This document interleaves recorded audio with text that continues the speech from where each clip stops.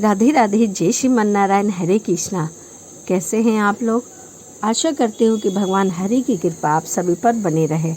और आज हम बात करेंगे देव उठनी एकादशी की, कि देव उठनी एकादशी का व्रत किस दिन रखा जाएगा और इसकी कथा क्या है।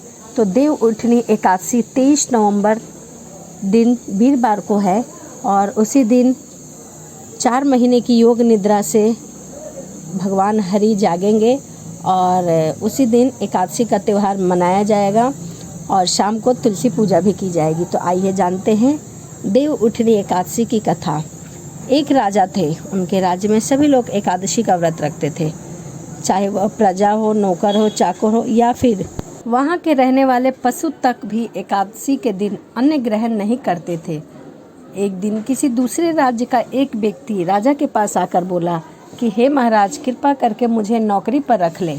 तब राजा ने उसके सामने एक शर्त रखी कि ठीक है, मैं तो तुम्हें नौकरी पर रख लूँगा, किंतु मेरी एक शर्त है, तुम्हें रोज़ खाने को सब कुछ मिलेगा, परंतु एकादशी के दिन अन्न नहीं मिलेगा। उस दिन तुम्हें व्रत रखना होगा। उस व्यक्ति ने उस समय नौकरी पाने के लिए तो हाँ कर ली, पर एकादशी के दिन जब उसे फलहार का सामान दिया गया तो वह महाराज के सामने जाकर गिड़गिड़ाने लगा और कहा कि हे महाराज, मेरा फल खाने से पेट नहीं भरेगा, मैं भूखे ही मर जाऊंगा, मुझे कृपया करके थोड़ा सा अन्न दे दो। राजा ने उससे उसकी शर्त याद दिलाई, पर वह अन्न छोड़ने को राजी नहीं हुआ। तब राजा ने उसे आटा, दाल, चावल आदि सभी कुछ देते हुए नित्य की तरह नदी पर जाने के लिए कहा। वह नदी पर जा पहुंचा और वहां स्नान करके भोजन पकाने लगा। जब भोजन बन गया तो वह भगवान को बुलाने लगा, आओ भगवान, भोजन तैयार है, भोग लगाओ। उसने उसके बुलाने पर पीताम्बर धारण किए हुए भगवान चतुर्भुज रूप में वहां आ पहुँचे और प्रेम से उसके साथ भोजन करने लगे। भोजन आदि करके भगवान वहां से चले गए तथा वह भी अपने काम पर चला गया। 15 दिन बाद फिर अगली एकादशी आई तो वह राजा से कहने लगा कि हे महाराज, मुझे 2 गुना सामान दीजिएगा। उस दिन मैं तो भूखा ही रह गया, आधा पेट भोजन किया। राजा ने कारण पूछा तो उसने बताया कि हमारे साथ भगवान भी खाते हैं, इसीलिए हम दोनों के लिए पूरा सामान दिया करिए। राजा यह सुनकर बहुत आश्चर्यचकित हुए और वह बोले कि मैं नहीं मान सकता कि भगवान तुम्हारे साथ खाते हैं। मैंने तो इतना व्रत तब पूजा पाठ किया, परंतु मुझे तो भगवान ने कभी भी दर्शन नहीं दिए। राजा की बात सुनकर वह बोला कि महाराज, यदि आपको विश्वास ना हो तो चलकर देख लें। राजा बड़े पेड़ के पीछे छिपकर बैठ गया। उस व्यक्ति ने भोजन बनाया। भोजन बनाने के बाद थाल लगाई और भगवान को शाम तक पुकारता रहा, परंतु भगवान ना आए। अंत में उसने कहा, हे भगवान, यदि आप नहीं आएंगे तो मैं आज ही इस नदी में कूदकर अपने प्राणों को त्याग दूंगा। लेकिन भगवान नहीं आए। तब वह प्राण त्यागने के उद्देश्य से नदी की तरफ बढ़ा। प्राण त्यागने का उसका दृढ़ इरादा जान शीघ्र ही भगवान वहाँ पर प्रकट हो गए और उसे रोक लिया और साथ बैठकर भोजन करने लगे। खा पीकर वे उसे अपने विमान में बिठाकर अपने धाम को ले गए। यह देखकर राजा ने सोचा कि व्रत उपवास से तब तक कोई फायदा नहीं है जब तक कि मन की शुद्धि ना हो।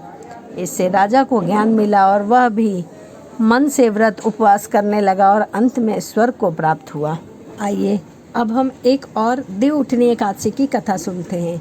शंखासुर नाम का एक राक्षस था। शंखासुर तीनों लोकों में बहुत ही उत्पात मचा रखा था। तब सभी देवताओं के आग्रह करने पर भगवान विष्णु ने उस राक्षस को युद्ध में हरा दिया। कई वर्षों तक युद्ध चलता रहा। वह असुर मारा गया और इसके बाद भगवान विष्णु विश्राम करने के लिए चले गए। लगभग 4 महीने तक विश्राम करने के बाद कार्तिक शुक्ल एकादशी के दिन भगवान विष्णु की निद्रा टूटी थी और सभी देवताओं ने भगवान विष्णु की पूजा की थी। शिव महापुराण के अनुसार दैत्य का राजा दंभ हुआ करता है, वह बहुत ही बड़ा विष्णु भक्त था। कई सालों तक उसने यहाँ संतान नहीं होने के कारण उसने शुक्राचार्य को अपना गुरु बनाकर उनसे श्री कृष्ण का मंत्र प्राप्त किया था तथा मंत्र प्राप्त करके उसने पुष्कर सरोवर में घोर तपस्या की और भगवान विष्णु उसकी तपस्या से प्रसन्न होकर उसे संतान प्राप्ति का वरदान दे देते हैं। भगवान विष्णु के वरदान से राजा दंभ के यहाँ एक पुत्र ने जन्म लिया। उस पुत्र का नाम शंखचूंड रखा गया। वह बड़ा होकर शंखचूंड ने ब्रह्मा जी को प्रसन्न करने के लिए पुष्कर में घोर तपस्या की। उसकी तपस्या से प्रसन्न होकर ब्रह्मा जी ने उसे वरदान मांगने को कहा। तभी शंखचूंड ने वरदान मांगा कि वह हमेशा अजर अमर रहे और कोई भी देवता देवी उसे न मार सके। ब्रह्मा जी ने उसे यह वरदान दे दिया और कहा कि वह बद्री वन जाकर धर्मध्वज की पुत्री तुलसी जो तपस्या कर रही है उससे वह विवाह कर ले। शंखचूंडा ने वैसा ही किया और तुलसी के साथ विवाह करके सुखपूर्वक रहने लगा। उसने अपने बल से देवता, असुर, दानव, राक्षस, गंधर्व, नाग, किन्नर, मनुष्य तथा त्रिलोकी के सभी प्राणियों पर विजय प्राप्त कर लिया। वह भगवान श्री कृष्ण का परम भक्त था। शंखचूंड के अत्याचार से सभी देवता परेशान होकर ब्रह्मा जी के पास जा पहुँचे और ब्रह्मा जी ने उन्हें भगवान विष्णु के पास भेजा। भगवान विष्णु ने कहा, हे शंखचूंड की मृत्यु भगवान शिव के त्रिशूल से ही होगी, अतः आप उनके पास जाएं। भगवान शिव ने चित्ररथ नामक गण को अपना दूत बनाकर शंखचूंड के पास भेजा। चित्ररथ ने शंखचूंड को समझाने की बहुत कोशिश की, परंतु वह देवताओं उनका राज्य लौटा दे, परंतु शंखचूंड ने मना कर दिया और कहा कि वह महेश्वर से युद्ध करना चाहता है।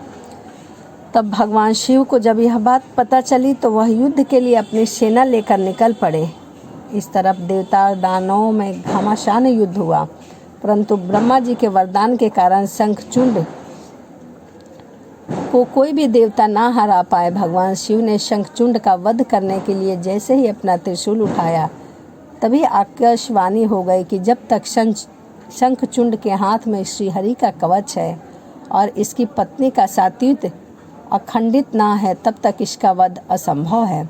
आकाशवाणी सुनकर भगवान विष्णु वृद्ध ब्राह्मण का रूप धारण कर शंखचूंड के पास गया और उसने श्री हरि कवच दान में मांग लिया। शंखचूंड ने वह कवच बिना किसी संकोच के दान कर दिया। इसके बाद भगवान विष्णु शंखचूंड का रूप बनाकर तुलसी के पास गए। शंखचूंड रूपी भगवान विष्णु ने तुलसी के महल के द्वार पर जाकर अपनी विजय होने की सूचना दी। यह सुनकर तुलसी बहुत प्रसन्न हुई और पति रूप में आए भगवान का पूजन किया, रमन किया। ऐसा करते ही तुलसी का सात्विक खंडित हो गया और भगवान शिव ने युद्ध में अपने त्रिशूल से शंखचूंड का वध कर दिया। अब तुलसी को पता चला कि उसके पति का वध नहीं बल्कि भगवान विष्णु है। क्रोध में आकर तुलसी ने कहा कि आपने मेरे साथ छल किया है, मेरा धर्म भ्रष्ट किया है, मेरे पति को मार डाला है, अतः मैं आपको श्राप देती हूँ कि आप पाषाण होकर धरती पर रहें। तभी भगवान विष्णु ने कहा, देवी तुम मेरे लिए भारतवर्ष में रहकर बहुत दिनों तक तपस्या कर चुकी हो। तुम्हारा यह शरीर नदी रूप में बदलकर गंडकी नामक नदी के रूप में प्रसिद्ध होगा। तुम पुष्पों में श्रेष्ठ तुलसी का वृक्ष बन जाओगी और सदा मेरे साथ रहोगी। तुम्हारे श्राप को सत्य करने के लिए मैं पाषाण यानी कि शालिग्राम बनकर रहूँगा। गंडकी नदी के तट पर मेरा वास होगा। देव प्रबोधिनी एकादशी के दिन भगवान शालिग्राम और तुलसी का विवाह संपन्न कर मांगलिक कार्यों का प्रारंभ किया जाएगा। इसीलिए तुलसी और शालिग्राम के विवाह के अपार पुण्य प्राप्त होते हैं। तो यह देव उठनी एकादशी और शंखचूंड माता तुलसी और भगवान विष्णु की कथा थी। तो चलिए इसी के साथ वीडियो को समाप्त करते हैं और मिलते हैं अगली वीडियो में। यदि आपको वीडियो अच्छी लगी हो और आप मेरे चैनल पर नए हैं तो प्लीज़ चैनल को सब्सक्राइब करिए, लाइक करिए, कमेंट करिए, शेयर करिए। और यदि आप मेरे चैनल पे पुराने हैं तो प्लीज़ पूरी वीडियो देखिए ताकि आपको कथा समझ आए। तो चलिए इसी के साथ मिलते हैं अगली वीडियो में। राधे राधे, जय श्रीमन नारायण, हरे कृष्णा।